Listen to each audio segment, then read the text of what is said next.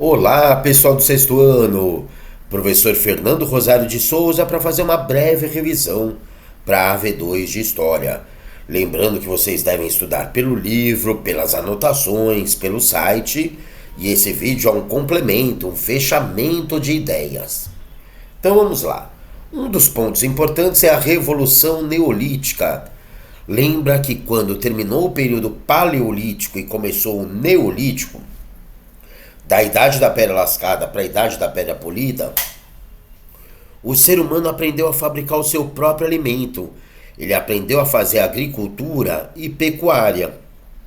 E deste modo, deixou de ser nômade e passou a ser sedentário, ou seja, deixou de precisar mudar para buscar o seu alimento, porque ele tinha o alimento no lugar onde ele estava, na sede onde ele estava.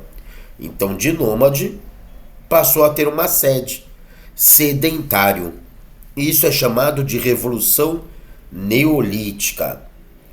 Quando o ser humano aprende a plantar, ele precisa da presença de rios para irrigar a plantação. Quando o ser humano aprende a criar animais, ele precisa de água para os animais. Então eles foram morar perto de rios. Três rios muito importantes da época desta Revolução Neolítica são o Rio Nilo, do Egito, e o Rio Nilo e o Rio Tigre e Eufrates, da Mesopotâmia. O posicionamento que eles estão, junto com o Rio Jordão e outros rios, formam uma lua crescente, o formato de uma lua crescente. E essa região foi apelidada de Crescente Fértil, pelo formato de lua e por ter terras bastante férteis devido à presença de rios. Egito e Mesopotâmia estão no mundo conhecido na época na parte direita, na parte oriental do mapa comumente conhecido. Então a gente diz que eles são povos da antiguidade oriental. Já gregos e romanos, que nós ainda vamos estudar, são da antiguidade ocidental. Mas vamos falar das características dos povos da antiguidade oriental, principalmente egípcios e mesopotâmicos. Eles tinham uma economia hídrica. É só você lembrar. E hidratado é que tem água, que bebeu água, está hidratado. Hídrica é uma economia baseada em rios. Às vezes, como no caso dos fenícios, em água de mar também, para grandes navegações, para comércio marítimo, né? Mas estamos falando principalmente da economia hídrica, utilizando os rios como canais de irrigação, tá bom? Uma sociedade que é agrícola e que também cria animais, que tem a pecuária ou o pastoreio. Como que era a sociedade dessas civilizações da antiguidade oriental? Quem nascia pobre dificilmente ou impossivelmente mudaria de classe social. Quem nascia pobre morria pobre.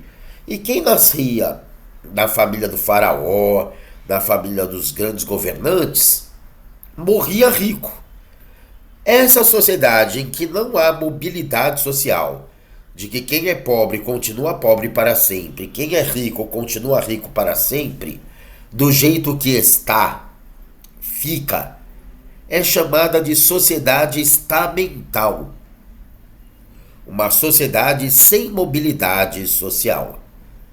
Dizer que a política da época era teocrática, lembre que teo em grego significa Deus. Cracia, poder. Os governantes eram considerados deuses ou representante dos deuses na face da terra.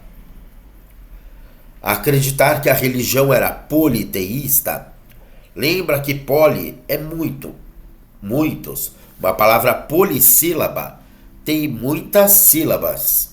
Litel, da mesma palavra liteocracia, é Deus. Politeísta é que acredita em muitos deuses.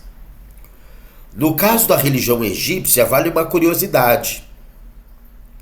Esses deuses tinham forma humana e animal. Às vezes o corpo humano e a cabeça de águia, como Horus, né?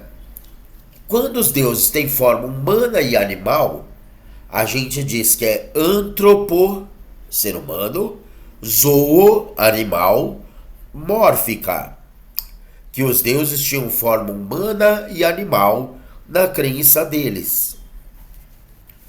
O que você deve saber da Mesopotâmia? Meso significa meio. Potâmia, rios. Mesopotâmia, a terra que está no meio de dois rios. O Tigre é o da direita e o Eufrates o da esquerda. Tá? Tigre e Eufrates. Você deve saber que a Mesopotâmia foi formada por 4 povos. Vocês lembram esses 4 povos? Sumérios, aqueles que inventaram a escrita cuneiforme. Babilônios, aqueles que inventaram o código de Hammurabi, olho por olho, dente por dente. Babilônios, eu já falei. Assírios, aqueles que eram cruéis com os inimigos, verdadeiros assassínios com os seus inimigos. E caldeus, aqueles que eram especialistas em construírem zigurates, aquelas pirâmides torres, aquelas construções em formato de degraus, como os jardins suspensos da Babilônia, por exemplo, né? Vamos ver se a gente decorou? Sumérios, eles iam somando uma cunha, né, os risquinhos da placa de argila com outra e formaram a escrita cuneiforme. Tá? Babilônios tiveram um rei chamado Hammurabi, que aproveitou a escrita para fazer o primeiro conjunto de leis escritas da humanidade.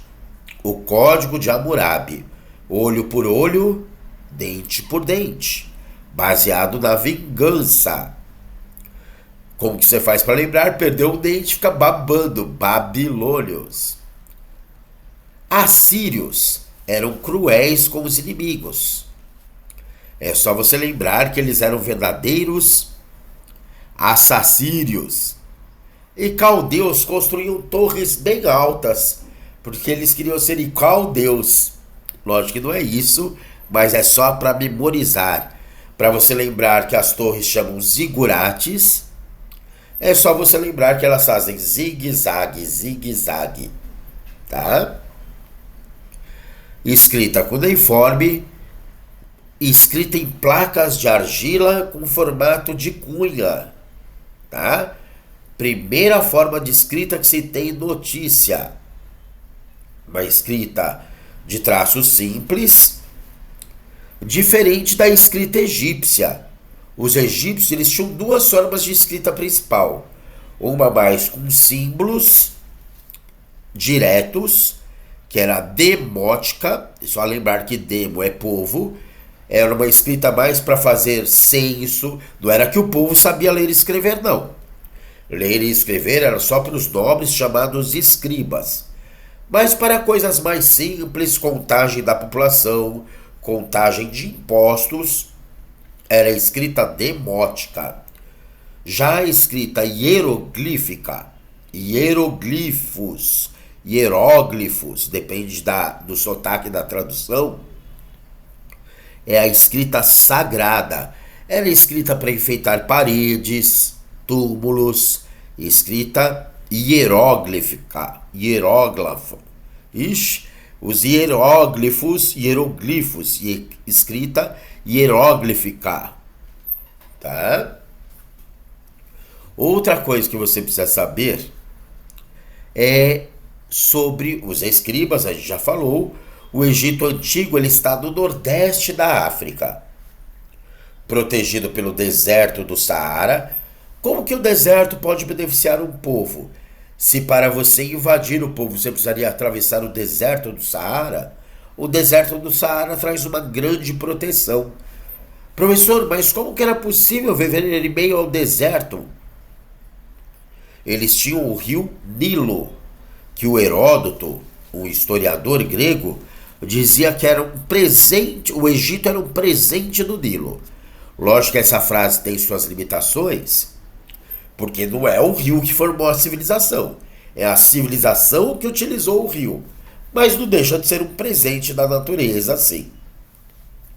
Falamos dos escribas, que eram os funcionários de camada nobre, que eram treinados desde criança para aprenderem a escrever e fazerem as anotações sobre impostos, população e às vezes para fazer a escrita hieroglífica para enfeitar os túmulos e as paredes. Sabemos muito do Egito, assim, pelo menos mais do que a média dos povos da antiguidade, porque eles acreditavam que a vida após a morte seria necessário o corpo. Então, os faraós e as famílias mais ricas mumificavam seus corpos, tentavam conservar os corpos dos mortos, porque ele seria necessário para a próxima vida, segundo a crença deles, e colocavam junto vários objetos que seriam utilizados no dia a dia. Deste modo, os historiadores tiveram fontes históricas para saber um pouco sobre o cotidiano do Egito. Curiosidade, os mesopotâmicos não acreditavam em vida após a morte. A gente diz que a religião deles era fatalista. Eles acreditavam que depois dessa vida não tinha outra. Os egípcios não. Os egípcios acreditavam que tinha outra vida e que o corpo seria necessário. Gente, desculpe o nariz entupido, a rinite está atacada, mas eu acredito que revendo esses pontos, revendo este vídeo algumas vezes, consultando o livro, lendo o texto, vendo as suas anotações, olhando o site, você estará preparadíssimo para a AV2. Até a próxima, pessoal!